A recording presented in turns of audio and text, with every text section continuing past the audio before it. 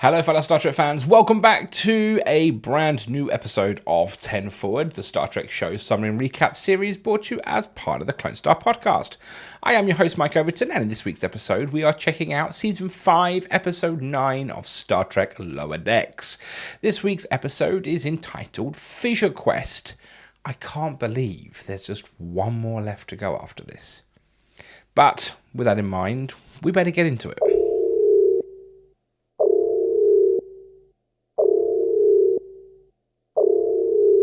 Episode brimming with excitement and packed with clever canon connections delivers a satisfying payoff for a lingering plot and character arcs. The Lower Deckers are relaxing in the Cerritos bar, musing on what Brad's transporter clone, William Boyler, might be doing if he weren't dead. Well, except that he isn't. Enter Captain William Boyler of the USS Axamander, operating under in Quantum Reality 58276 Omicron. He's chasing the culprit behind the multiverse-threatening dimensional fissures introduced in Episode 1 of this season. His crew is a multiverse all-star team.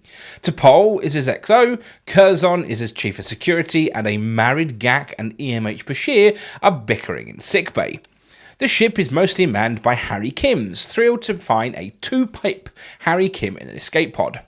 Cynical from all of his dimension-hopping adventures, Captain Boimler is assuming that the villain is a derivative remix, like a reverse Picard or something. But his mood soon shifts when the latest Rift refugee arrives. It's Mariner. She panicked Boims think, "My God, is that T'Pol?"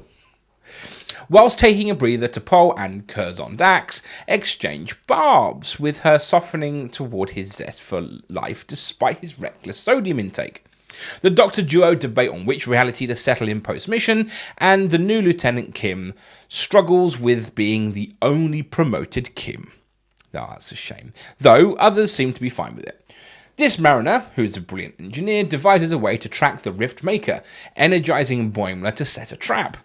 As a rift opens, revealing an ancient ship after a skirmish, both vessels are damaged and crash on a swampy planet. Outside, the crew encounter hostile Quopians, who imprison them alongside the ship's crew, humans and Vulcans in Enterprise-era uniforms. They accuse Boimler's crew of an unprovoked attack, so what's going on? Whilst Kim grumbles about cell assignments, Boimler confronts the other captain, Lily Sloane. Yes, that Lily Sloane. But she's not a warp drive pioneer. She and Zephram Cochrane invented a quantum reality drive. Her ship, the Beagle, explores the multiverse. Boimler realises that, well, the supposed villain is just a quantum mishap. Garak, definitely not a simple surgeon, rescues everyone with Curzon's bat'leth, and the crews work to repair the Beagle.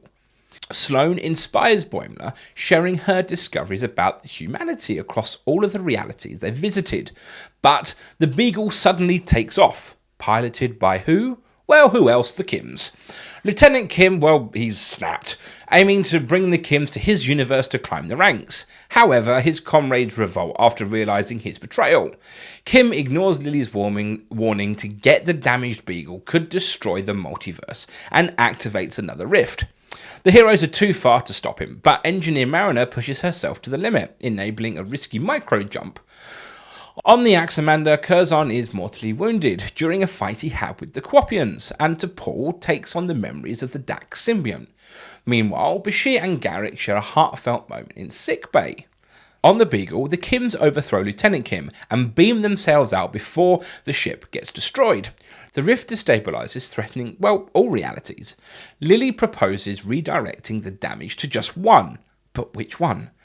Captain Boimler chooses his own, trusting the Cerritoses, Tendi, Rutherford and Mariner and Boimler will be able to fix things. He sends a message to himself, hoping it won't cause chaos. Back in the Cerritos bar, well, holy shit, we're all going to die. Cue to be continued. It's no Mr. Warfire, but, well, it's one heck of a cliffhanger.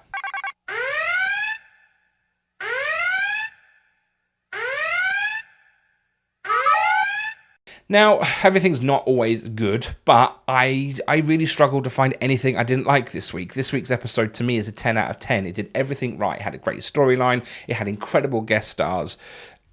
I think the only thing that I can be negative about is the fact it wasn't long enough. We could have easily had an episode twice as long, 3 times as long, but, we know that's never going to happen. Although this episode was longer than normal. So there is always that.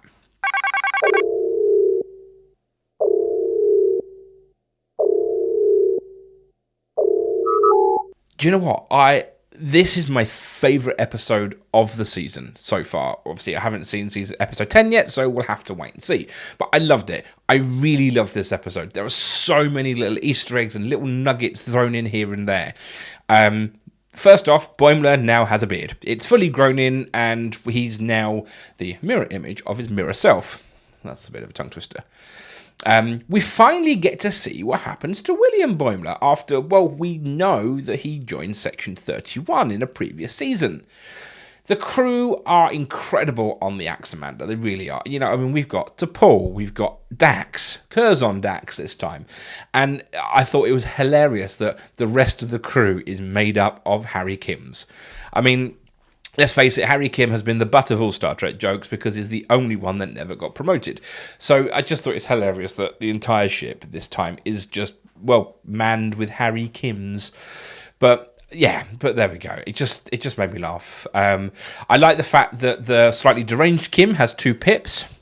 Be interesting to know where he got those pips, but still he has 2 pips. I thought the Quapians were hilarious. I thought they were brilliant. Just big axolotls, but this time with a bit of a bite. But there was also so many other Star Trek references that were kind of littered throughout the episode. One of my favourites is when they are locked up, there is a Moopsie reference. I can't remember if it was Shax or anyway, but it was just it was at least they're not drinking our bones, which I just thought was fantastic. Honestly, it was such a fun episode. This is what Lower Decks is all about, and I really can't wait to see next week's episode.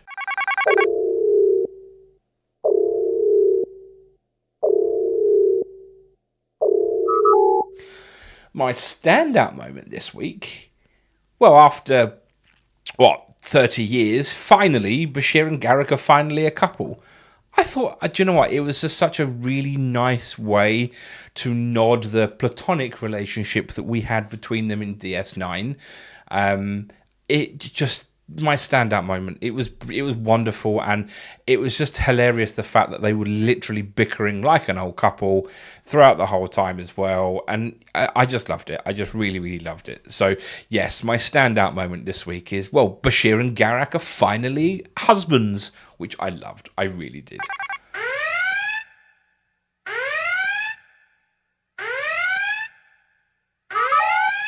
So to recap, Lower Decks doesn't really hold back for its season finale, packing in a ton into the first part for us to digest and savour. The Fissure plot from the season opener really came roaring back, setting the stage for a multiverse of fun and some brilliant character returns. It's almost overwhelming, but with so many legacy stars appearing at once, it was clear that Mike McMahon and his creative team were determined to go all out with a bang. This fire hose of nostalgia and chaos echoes, previous episodes, making the most of a limited time to cram in as many little stories as possible. The only downside is, after a season focusing on growth of our core Lower Deckers, they once again had to kind of take a bit of a back seat to make room for all the multiverse madness. But it's a trade-off that paid off handsomely, especially with standout performances like Jack Quaid's jaded yet familiar William Boimler and Tawny Newsom's nerdy timid Mariner, who proved that, she can sort of still save the day in her own quirky way. It might have been nice to see some of these canon characters given their own episodes, like Brent Spiner's Purple Data we saw early in the season, but it's kind of the supersized 2-part finale still found time to give these guest stars their own arcs and moments. Jolene Bladdock's return as T'Pol was particularly special, and for her bond with Curzon had shades of the classic DS9 dynamic between Quark and Odo. Speaking of DS9, Andrew Robinson and Alexander Siddig fully leaned into the fandom's dreams of making Garak and Bashir moments together an absolute treat. Sure, there's a bit of fan service, like the mention of T'Pol's marriage to definitely not dead Trip, but the humour at heart in these scenes felt well earned. Garrett Wang also stood out, playing multiple Harry Kims and delivering compelling turns as the promoted Kim gone rogue. It might have been nice to see a little bit more of the backstory, explaining his darker path, but Wang sold it brilliantly. And there's Alfre Woodard, returning as her alternate version of Lily Sloane. Her role was more than just a simple cameo, cleverly taking in her and the Beagle on an inadvertent adversaries for the season. The twist subverted fan expectations, avoiding Section 31 Boimler as, well, the big bad, whilst also providing a thoughtful commentary on overused multiverse tropes. Woodard's performance brought, great depth to the story, and with her, Lily helping Boimler rediscover his love for endless possibilities of the multiverse. Unlike the previous episode, the multiverse plot here felt, genuinely engaging. Even Mike McMahon sort of poked fun at the hack-eyed tropes, with Neelix with a crew cut jab was a highlight. And, thank you to CBS Studios and Paramount for giving the show the time and the budget it needed. This episode felt expansive rather than rushed. There was a bit of room for heartfelt moments, like Garrett reflecting on his alternate lives with little nods for fans, like the Kibs trading Tuvix stories, and, visually it was a feast too. The fast-paced action and the ships and characters, even a proper away mission featuring, those delightfully evil Quappans. Saying goodbye to Lower Decks is really going to be a sting. But if this is how the show is bowing out, it's going to be doing it with style and a whole lot of heart. And, there's part 2 still left to come. Thanks for tuning into this week's episode of 10 Forward. I have been your host, Mike Overton. And remember, you can catch up with more Clonestar podcast on our Patreon, with the link in the video description and in the podcast description. But until next week, live long and prosper.